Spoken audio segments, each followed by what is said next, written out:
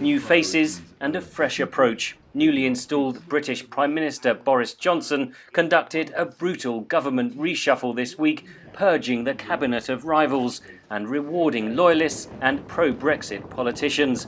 In his first speech to Parliament, Johnson pledged above all to leave the EU on October 31st. To do otherwise would cause a catastrophic loss of confidence in our political system.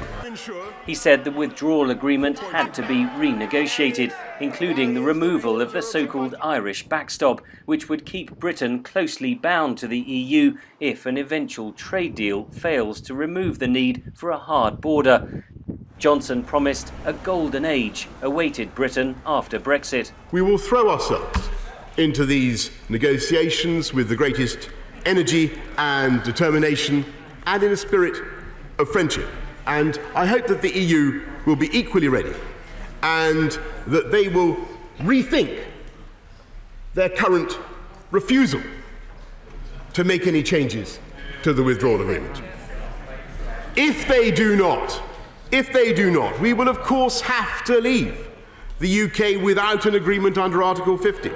That threat brought condemnation from the opposition and from Europe. A no deal is a British threat.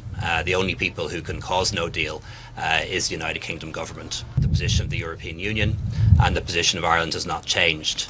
The backstop is an integral part of the withdrawal agreement.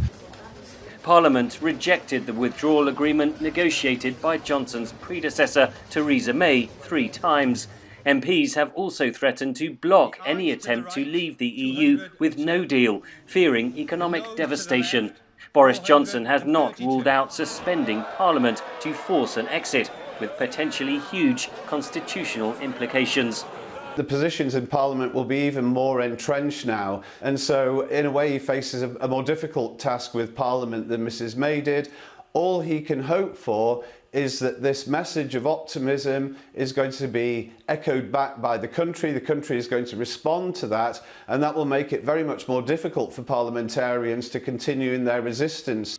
Johnson's only way through the political quagmire could be to go back to the people. I think really, as much as anything, his rhetoric is gearing up for a general election campaign in which he is going to invite the British public to choose between optimism and defeatism. You can almost see his attack lines being written for him already for that forthcoming election.